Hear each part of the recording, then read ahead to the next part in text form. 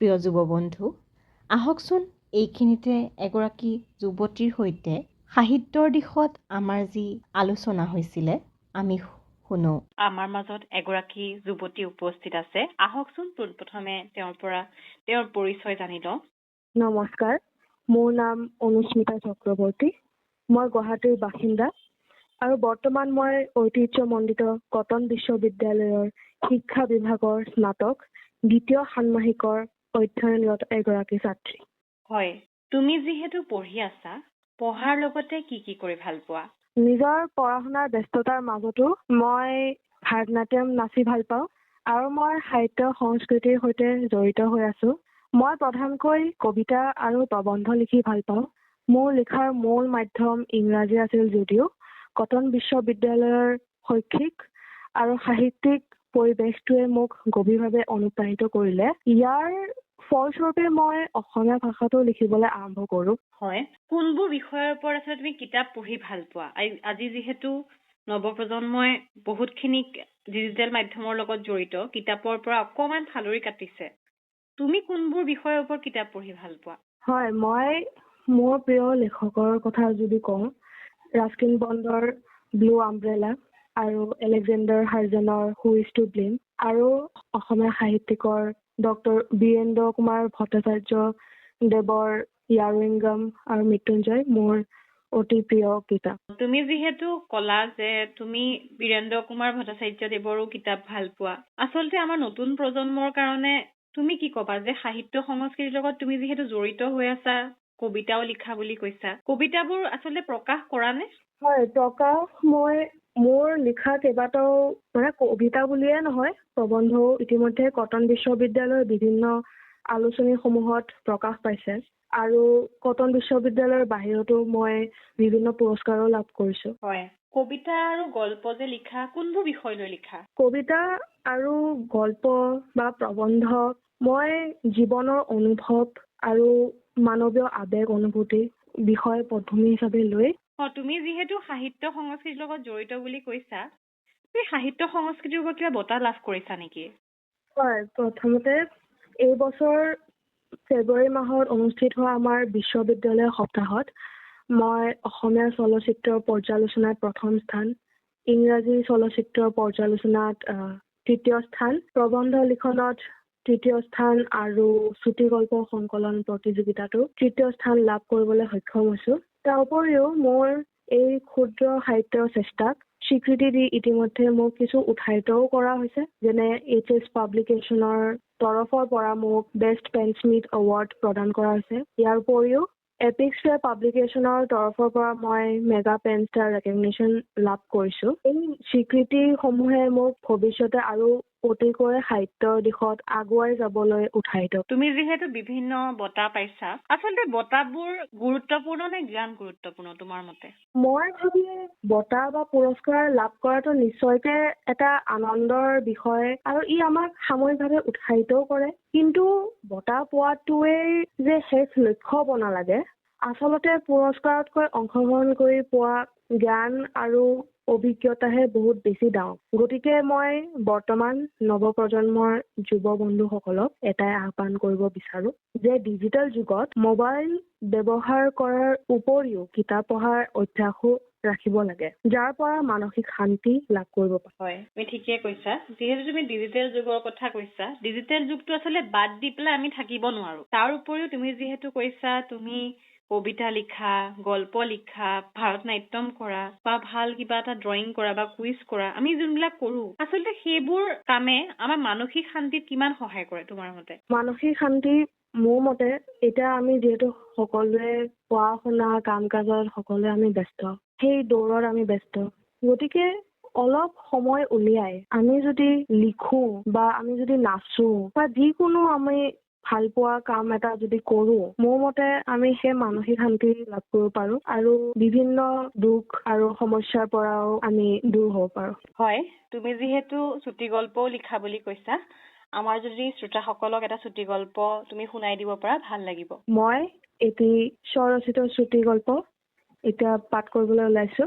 স্মৃতিৰ সুবাস, বেলিটো তেতিয়াও সম্পূৰ্ণকৈ মূৰৰ ওপৰ পৰে, বাছৰ খিৰিকীয়েদি অহা বতাহ জাকে অৰ্ণৱৰ চুলিখিনি আউল বাউল কৰি পেলাইছে। দীৰ্ঘ 15 বছৰৰ মূৰত সি আজি আকৌ নিজৰ চহৰখনলৈ উভতিছে। মহানগৰীৰ ব্যস্ততা, কম্পিউটাৰৰ স্ক্ৰীণ আৰু ফাইলৰ জাবৰ মাজত কৰবাত হেৰাই যোৱা ল'ৰালিটোৱে আজি যেন তাক আকৌ এবাৰ মনত পেলাইছে। অৰ্ণৱে এক মুহূৰ্তৰ বাবে চকুহাল জপাই দিলে। কাণত ভাহি আহিল তাৰ নিজৰ চহৰৰ সেই পৰিচিত কোলাহল, সেই নদীৰ পাৰৰ বতাহজাকৰ চিনাকি স্পৰ্শ। কিন্তু তাৰ গন্তব্যস্থান আজি ঘৰ নহয়। তাৰ খোজবোৰ স্বয়ংক্ৰিয়ভাৱেই আগবাঢ়িল সেই বিশেষ ঠিকনাটোলৈ, তাৰ স্কুলখন।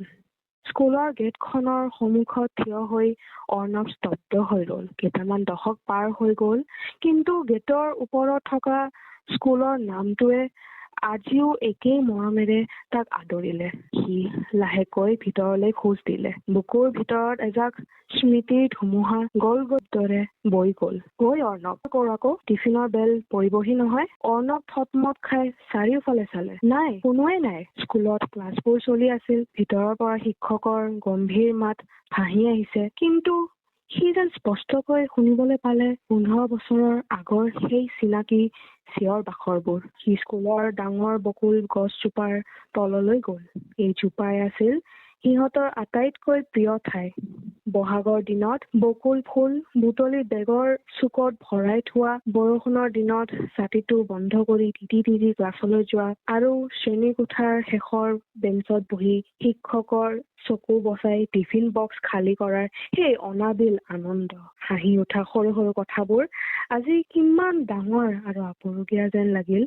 বোৰৰ কাষেৰে পাৰ হৈ যাওঁতে খিৰিকীয়েদি জুমি চালে সেই কলা বৰ্ডখন, চক পেঞ্চিলৰ গোন্ধটো, আৰু ডেস্কৰ ওপৰত ব্লেডেৰে কাটি কাটি নিজৰ নাম লিখা সেই কাঠৰ টেবুলবোৰ। সকলো একেই আছে, কেৱল বহিবলৈ মানুহবোৰ সলনি হৈ গ'ল। মোবাইল ফোন নথকা সেই দিনবোৰত কেৱল এটা কাগজৰ বল খেলি বা এটা ভঙা স্কেল লৈ কাজিয়া কৰি সিহঁতে যি সুখ পাইছিল, আজি লাখ টকীয়া দৰমহাৰ চাকৰিটোৱেও অৰ্ণৱক সেই সুখ দিব পৰা নাই। হঠাৎ স্কুলৰ ডাঙৰ ঘণ্টা টং টংকৈ বাজি উঠিল। ছুটিৰ ঘণ্টা।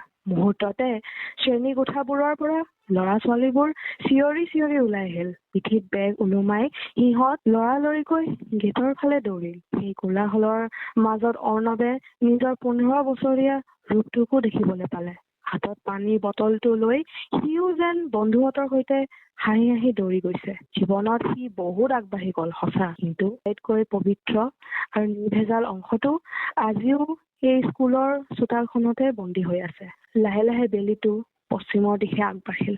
অৰ্ণৱে স্কুলৰ মাটি এমুঠি চুই প্ৰণাম কৰিলে। সি উভতিব লাগিব নিজৰ যান্ত্ৰিক পৃথিৱীখনলৈ, কিন্তু আজি তাৰ হৃদয়খন পাতল, কিয়নো সি জানিলে সি চকুহাল জপাই আকৌ এবাৰ উভতি যাব পাৰিব তাৰ ল'ৰালিৰ সেই সোণালী দিনবোৰলৈ, তাৰ মৰমৰ স্কুলখনৰ বুকুলৈ। ধন্যবাদ। হয়, বহুত ভাল লাগিলে। আচলতে শৈশৱটোৱে আচলতে নষ্টালজিক হয়। আমিও আমাৰ নিজৰ স্কুলীয়া জীৱনটো সঁচাই বহুতখিনি মনত পেলাওঁ। আমাৰ যুৱ বন্ধুসকলেও চাগে নিজৰ স্কুলীয়া জীৱনটো খুব ভালদৰে মনত পেলাইছে আজিও।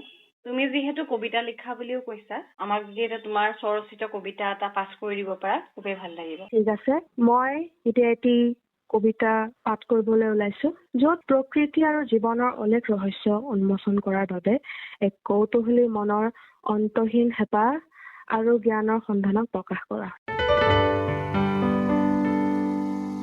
কবিতাৰ শিৰোনাম অজানিতেও জনাৰ হেঁপাহ।